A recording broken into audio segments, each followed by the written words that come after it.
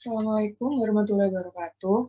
Pada video kali ini, kami akan menyampaikan hasil perencanaan pondasi dangkal guna melengkapi tugas besar mata kuliah teknik pondasi.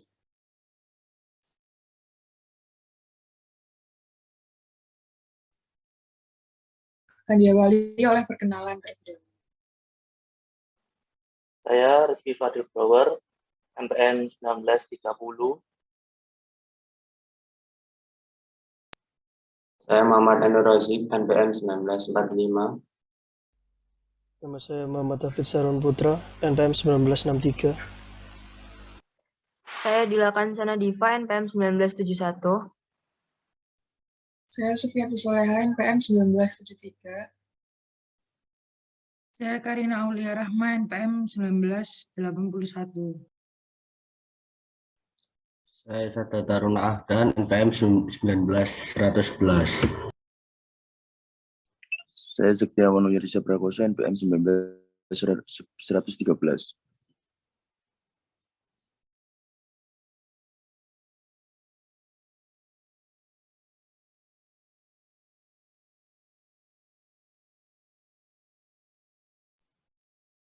Baik, untuk yang pertama saya akan menjelaskan pengertian pondasi.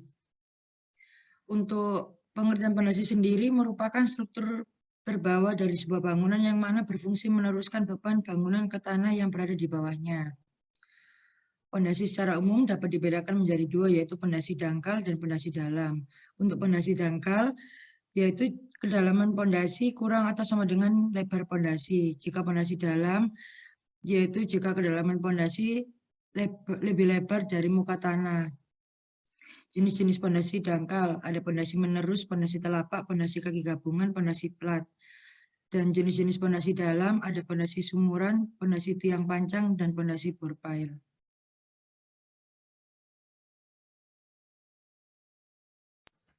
Tata tanah. Next.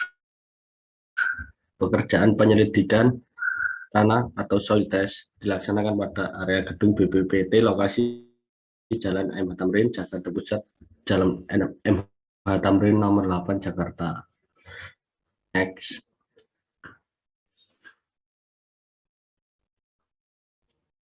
Dengan didapatkan data tanah sebagai berikut. Next. Kemudian berikut adalah perencanaan pondasi. Direncanakan pondasi telapak bujur jangkar berukuran 2 meter x 2 meter, tinggi 1,5 meter, tertumpu di atas tanah lempung atau lanau bersisip. Dengan tujuan dipergunakan untuk bangunan kantor ekspedisi satu lantai berukuran 6 x 7 meter. Next.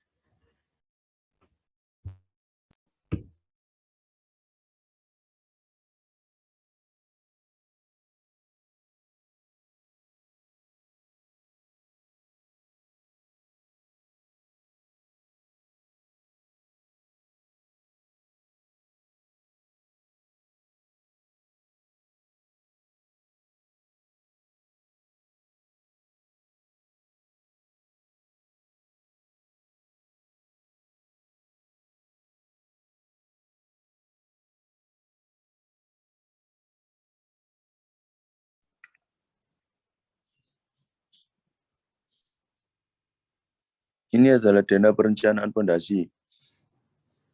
Next.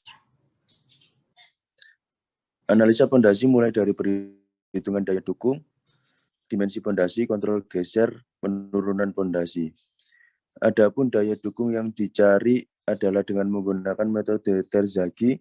Pada perhitungan distribusi beban digunakan SAP 2000 dengan kombinasi beban 1,2 PD plus 1,6 PL. Untuk perhitungan besar penurunan menggunakan teori Terzaghi satu dimensi. Tinjauan lapisan menggunakan metode one point atau meninjau satu lapisan.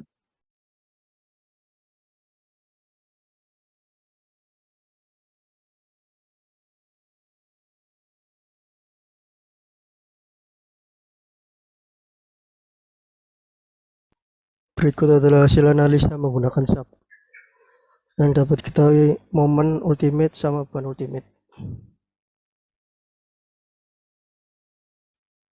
Untuk perhitungan penurunan pondasi yang direncanakan, maka diperlukan data-data berikut untuk menganalisanya. Yang pertama adalah data beton. Data beton sendiri, kita memakai kolom pondasi 200 mm x 200 mm untuk menahan beban terfaktor 112,31 kN dan momen terfaktor 39,4 kN meter. Dan berat beton sendiri 24 kN per meter kubik. Untuk bahan yang kita gunakan adalah FC Action sama dengan 30 MPa dan FU sama dengan 300 MPa. Tulangan yang digunakan D19. Data tanah sendiri dengan berat isi tanah 15 kN per meter kubik, kadar air 85,15%, angka pori 2,29, spesifik gravity 2,67, kohesi tanah 0,11 kg cm persegi. Sudut geser tanah yaitu 16,28, NC sebesar 14,13, NK 5,17, dan N gamma 3,14. Dengan CC 0,81, berat volume air 10 kN per meter kubik, dan berat isi tanah jenuh atau gamasat 15,08 kN per meter kubik. Next.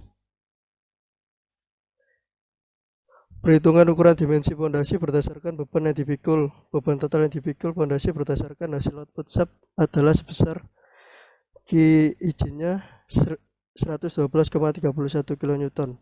Karena pondasi yang kita gunakan bujur sangkar menggunakan rumus sebagai berikut dengan angka keamanan 3 diperoleh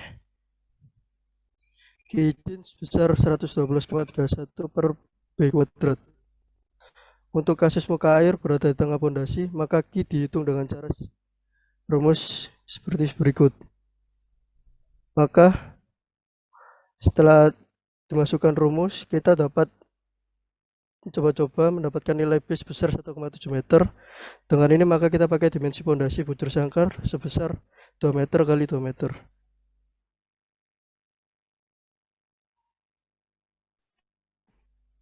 Daya dukung tanah. Rumus dari daya dukung tanah sendiri yaitu QU sama dengan 1,3 dikali C dikali NC plus Q kali NQ plus 0,4 dikali gamma dikali B dikali NY. N gamma. QU sama dengan 1,3 dikali 0,11 dikali 14,13 ditambah 15,4 dikali 5,17 ditambah 0,4 dikali 15 dikali 2 dikali 3,14. Nilai QU sendiri didapatkan 117,45 kN per meter persegi. Tegangan izin tanah. Untuk kontrol tegangan yang terjadi pada tanah, kontrol tegangan yang terjadi pada tanah I sama dengan berat pondasi plus berat tanah sama dengan HF dikali gamma C plus HT dikali gamma T. Nilai yang didapat 0,3 dikali 24 plus 1,2 dikali 15 adalah 25,2 kN per meter kubik. PU dikali K sama dengan 112,31 kN. Tegangan maksimal pondasi. PU dikali K per B dikali L plus MU kali X per 1/6 dikali B dikali L pangkat 2 plus Q kurang dari atau sama dengan tau T sama dengan 112,31 dibagi 2 dikali 2 ditambah 39,4 dibagi 1/6 dikali 2 dikali 2 pangkat 2 ditambah 25,2 kurang dari atau sama dengan tau T. Hasilnya didapat 82,83 kN per meter persegi atau kurang dari atau sama dengan 117,45 kN per meter persegi. Tegangan minimal pondasi yang didapat 23,73 kN per meter persegi. Next.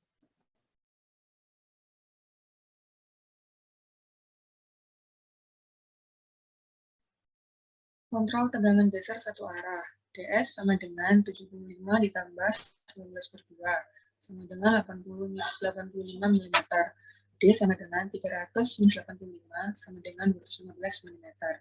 A sama dengan B per 2 dikurangi B per 2 dikurangi D. Hasilnya 0,685 meter. Untuk gaya tekan ke atas dari tanah atau VU, yaitu rumusnya A dikalikan B dikalikan tegangan maksimum tambah tegangan A dibagi 2. Hasilnya 99,61 kN. Gaya tekan geser yang dapat ditahan beton yaitu faktor reduksi dikalikan VC. Faktor reduksi dikalikan VC sama dengan faktor reduksi dikalikan akar FC aksen per 6 dikalikan B dikalikan D dan didapatkan hasil 294,4 kN. Jadi VU sama dengan 99,61 kN harus lebih kecil dari faktor reduksi dikalikan VC sama dengan 294,4 kN. Hasilnya sudah oke. Lalu untuk kontrol tegangan geser dua arah atau geser cons, itu rumusnya P plus D sama dengan H plus D sama dengan 0,415 meter. VU sama dengan B kuadrat minus B plus D kali H plus D kali tegangan maksimum tambah tegangan minimum dibagi 2. Hasilnya 203,9 kN. Untuk beta C, rumusnya HG per BK sama dengan 1, dan untuk BO sama dengan 2 dikalikan B plus D ditambah H plus D, hasilnya 1660 mm.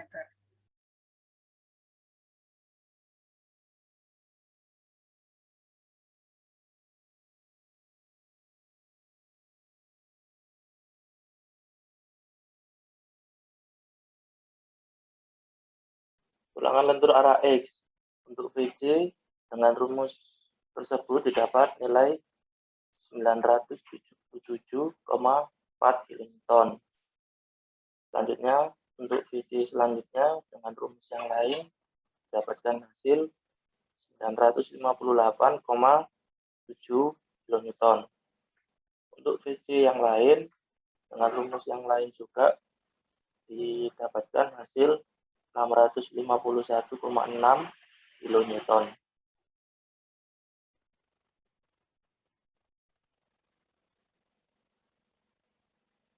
Penurunan fondasi. Penurunan dapat didefinisikan sebagai gerakan titik tertentu pada bangunan terhadap titik referensi yang tetap. Penurunan dapat terjadi dikarenakan penambahan beban di atas muka tanah, muka air tanah mengalami penurunan, dan faktor alami. Contoh kerusakan bangunan akibat penurunan ada pada gambar berikut. Next.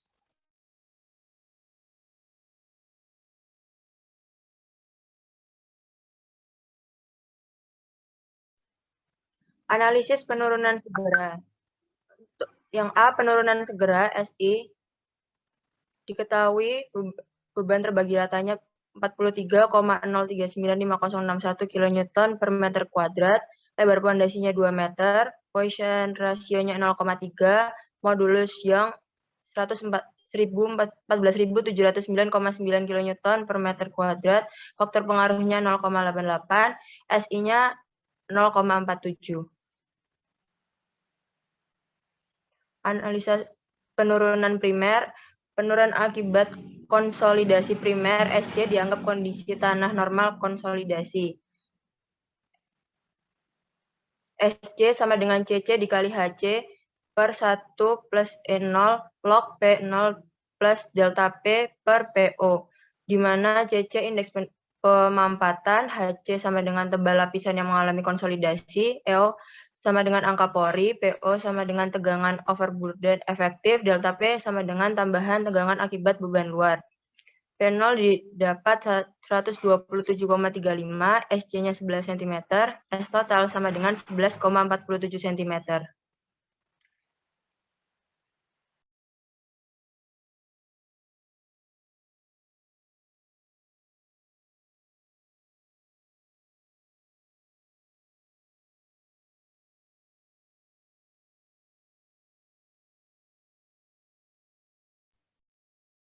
Sekian paparan dari kelompok kami mengenai perencanaan fondasi dangkal. Kurang lebihnya mohon maaf. Wassalamualaikum warahmatullahi wabarakatuh.